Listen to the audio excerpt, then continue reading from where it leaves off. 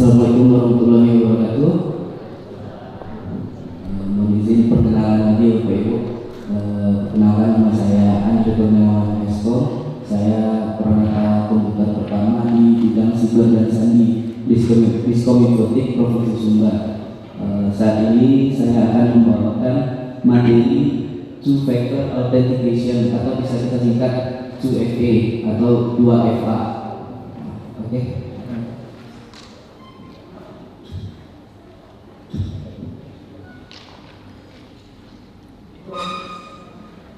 Oke, sebelum masuk ke pengertian 2FA ini, setelah tadi kita dapat insight dari Pak Afdal tentang phishing, jadi 2FA ini adalah salah satu implementasi cara untuk jika kita amit-amit udah terkena phishing pada akun media sosial kita atau akun bank atau akun yang lain-lainnya yang menyediakan 2FA.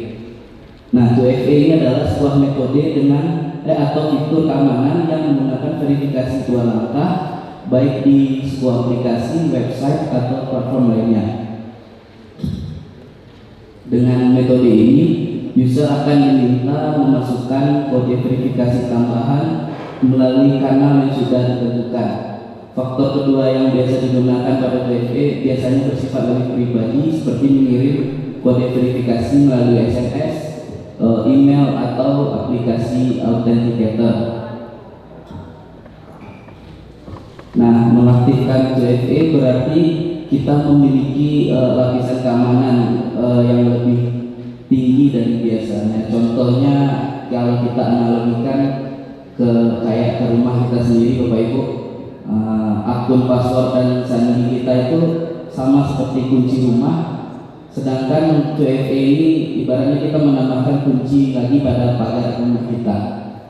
Oke, next. Nah, cara kerja dari 2FA yang saya jelaskan tadi. Lanjut. Nah, ketika kita mendaftar akun baru di sebuah website atau aplikasi, biasanya kita akan diimbau untuk memverifikasi akun dengan alamat email, nomor handphone, atau scan barcode aplikasi authenticator pada handphone. Nah, proses inilah nantinya akan menjadi tempat pengiriman.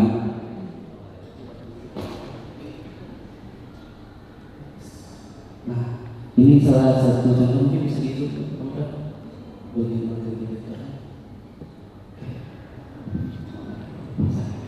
Contohnya Bapak Ibu mungkin pernah login akun Google-nya di laptop atau di PC yang berbeda. Apakah Bapak Ibu pernah dapat notif di handphonenya kalau ada yang login? Nah, itu salah satu contoh dari 2FA-nya Bapak Ibu.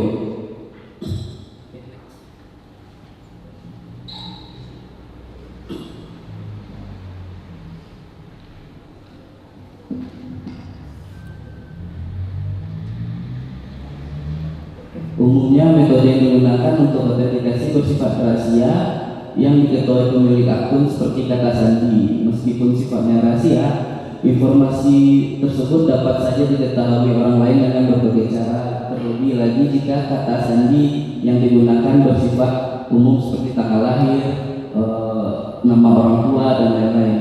Nah, guna 2FA ini gunanya untuk melindungi dari berbagai upaya peretasan kata sandi. Contohnya, faktor-faktornya adalah faktor pengetahuan seperti kata sandi, PIN, nomor rahasia dan lain-lain.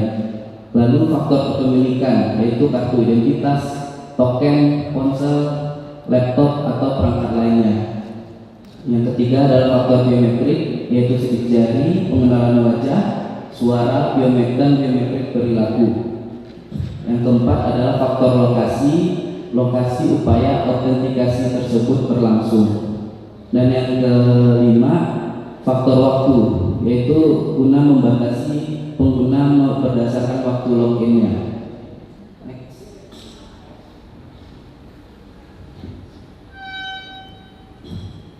Nah, ini adalah jenis-jenis 2FA-nya Bapak Ibu. Pertama ada hardware token. Mungkin Bapak Ibu pernah lihat benda MyBCA itu, token BCA. Nah, itu bisa kita masukkan ke kategori 2FA Bapak Ibu untuk membantu pengamanan di internet bankingnya. Nah, yang pada gambar satu lagi itu kayak flash disk, itu sekarang udah jarang digunakan, cuma itu gunanya untuk membuka aplikasi atau untuk membuka laptop atau PC kita kalau kita kunci dengan 2FA. Jadi ketika orang tahu sandi kita di laptop atau di PC, tapi kita tambahkan ini, jadi mereka nggak bakal bisa buka karena kita megang kunci itu lagi. Terus yang kedua, bisa di yang SMS.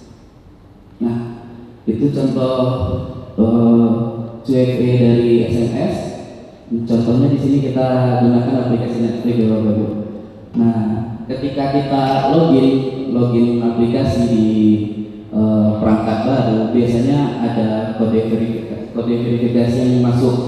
Yang ini yang biasanya ditanyain oleh penipu yang via telepon biasanya. Jadi kalau kita kasihkan ini, jadi kita akun kita bisa diambilnya juga Bapak Ibu. Oke, yang kedua adalah validasinya. Jadi ada yang by phone itu lebih privat lagi sifatnya. Jadi mereka memverifikasi kita dengan by phone dan mengirimkan kata-kata kode-kodenya melalui via suara. Oke, next. Nah, ini software token yang sekarang ini yang lagi banyak digunakan Bapak Ibu. Yang pertama itu adalah Google Authenticator. Nah, kode ini berbeda dengan yang di SMS atau yang di telepon tadi. Kode ini akan berputar secara otomatis selama 30 detik. Jadi kalau kita memakai 2FA dengan aplikasi Authenticator, waktu untuk hacker atau untuk pelaku phishing mau mencuri akun kita lebih sempit. Mereka butuh 30 detik. Kalau misalnya kita lalai atau kita nggak tahu, kita kasihkan kode yang di aplikasi ini, ketika kita mengirimkan, mengirimkan, kodenya udah putar lagi Bapak Ibu. Jadi nggak bisa diambil oleh hacker atau penipunya. Nah, yang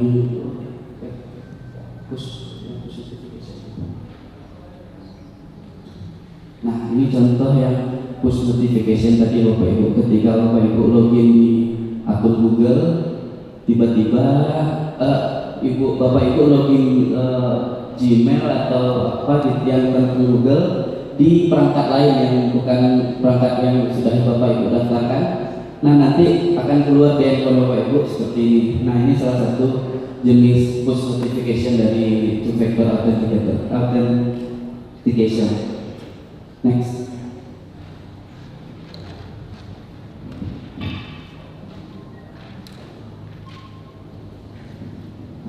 Kita masuk ke manfaatnya Bapak Ibu. Yang pertama, yang jelas sangat pasti meningkatkan sistem keamanan sesuai dengan tujuannya, yaitu untuk memberikan lapisan tambahan ketika mengakses website atau aplikasi. Yang kedua, meningkatkan kepercayaan pengguna. Jadi ketika ada website atau aplikasi yang menyediakan faktor 2FA ini, jadi kita juga berasa makin percaya, makin merasa aman Bapak Ibu. Yang ketiga adalah perlindungan tambahan bagi password untuk membantu pengguna yang memiliki kata sandi lemah, ya maka ditambah dengan fitur 2FA sehingga ketika ada orang lain tahu sandi kita, mereka tetap tidak bisa masuk karena butuh verifikasi yang kedua. Oke Bapak Ibu, terima kasih atas perhatiannya. Untuk pertanyaannya kami memberikan nanti kepada Dokter. Terima kasih atas perhatiannya Bapak Ibu. Assalamualaikum warahmatullahi wabarakatuh. Baik Bapak Ibu, itulah presentasi kami dari Disinformatif Provinsi Sumatera Barat berkenaan dengan pentingnya literasi keamanan cyber. Nah, itu kita sudah contohkan dua persoalan yang sangat berdampak apabila kita kena, yaitu phishing, yang kedua 2FA. Minta bantuan Bapak Ibu, siapa ya? demikian dapat kami sampaikan. Sekarang waktu dan tempat kami berikan ke moderator. Terima kasih. Assalamualaikum warahmatullahi wabarakatuh.